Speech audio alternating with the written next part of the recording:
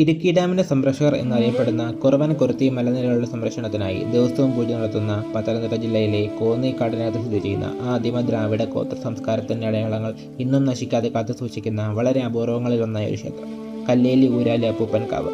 അവിടേക്കാണ് ഇന്നത്തെ നമ്മുടെ യാത്ര. കോന്നിയിൽ നിന്നും ഏകദേശം 9 കിലോമീറ്റർ ദൂരെയുള്ള ഈ ക്ഷേത്രം 24 മണിക്കൂറും ഭക്തർക്ക് പ്രവേശനമുള്ള ഒരു ക്ഷേത്രമാണ്. അതായത് വരുന്ന ഭക്തർക്ക് പ്രാർത്ഥിക്കാനായി ഏത് സമയവും സാധിക്കും. രാവിലെ 6 മുതൽ വൈകുന്നേരം 7 മണി വരെ വന്നാൽ നമുക്ക് പൂജയും വഴിപാടുകളും എല്ലാം ചെയ്യാൻ സാധിക്കുന്നതാണ്. ഈ ക്ഷേത്രത്തിൽ പ്രധാനമായിട്ടും 2 കളരികളുണ്ട്, അകം കളരിയും പുറം കളരിയും.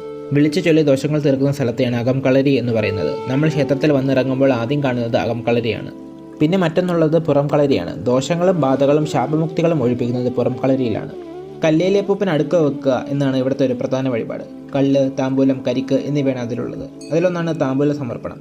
ഇവിടെ വരുന്ന ഭക്തജനങ്ങളെല്ലാം ആദ്യം താമ്പൂല സമർപ്പണമാണ് ചെയ്യാറ്. താമ്പൂലം വാങ്ങി ക്ഷേത്രത്തിന് പ്രദക്ഷിണം വെച്ച് ഒടുവിൽ ബലം പറയുന്ന ഊരാളിയുടെ അടുത്ത് ചെല്ലുകയാണ് ചെയ്യേണ്ടത്. ഊരാളിയുടെ പ്രതിവിധി അനുസരിച്ചാണ് ബാക്കിയുള്ള വഴിപാടുകളെല്ലാം. ഊരാലി അപ്പൂപ്പനും ഭക്തർക്കും ഇടയിലുള്ള ഒരു പ്രതിനിധിയായിട്ടാണ് ഇവിടെ ഊരാലി എന്ന് വിളിക്കപ്പെടുന്ന പൂജാരിമാർ നിലകൊള്ളുന്നത്. ഊരാലി എന്നാൽ ഊരാളുന്നവൻ അഥവാ നാട് കാക്കുന്നവൻ എന്നാണ് അർത്ഥം വരുന്നത്.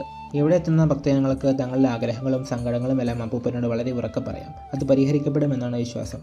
999 മലകൾക്കും അധിപനാണ് കല്ലേലി അപ്പൂപ്പൻ. അതിൻ്റെ മൂലസ്ഥാനമാണ് ഈ കല്ലേലി ഊരാലി അപ്പൂപ്പൻ കാവ്. ഇവിടുത്തെ പ്രതിഷ്ഠകൾ എന്ന് പറയുമ്പോൾ സാധാരണ ക്ഷേത്രങ്ങളെ പോലെയുള്ള പ്രതിഷ്ഠകളല്ല. ഇവിടെ അപ്പൂപ്പനും അമ്മൂമ്മയും പൂർവികരും നാഗങ്ങളും യക്ഷിയും കുട്ടിച്ചാത്തനും അങ്ങനെയുള്ള കുറേ പ്രതിഷ്ഠകളാണ് നിലകൊള്ളുന്നത്. മീനോട്ടും വാനരയോട്ടും എല്ലാം ഇവിടുത്തെ മറ്റ് പ്രധാന വഴിപാടുകളിൽ ചിലതാണ്. കേരളത്തിലും വേറൊരു ക്ഷേത്രത്തിലും ഇതില്ല എന്നാണ് അതിൻ്റെ പ്രത്യേകത. വിളിച്ചു ചൊല്ലി പറഞ്ഞാൽ ഏത് കാര്യവും സാധിച്ചു തരും അപ്പൂപ്പൻ എന്നാണ് ഇവിടെ നിന്നും അനുഗ്രഹം കിട്ടിയിട്ടുള്ള പല ഭക്തജനങ്ങളും പറയുന്നത്.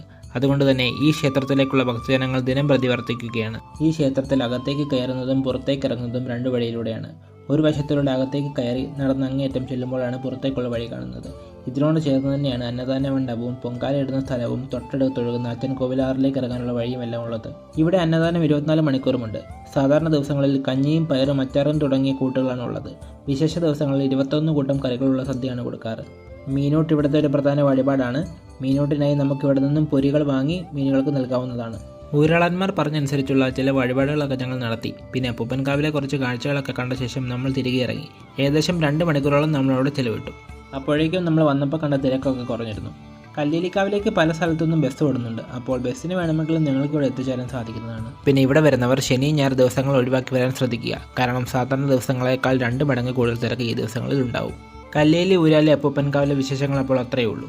ഇനിയിപ്പോൾ അടുത്തൊരു നല്ല വീഡിയോയുമായി കാണാം. അതുവരേക്കും ബൈ.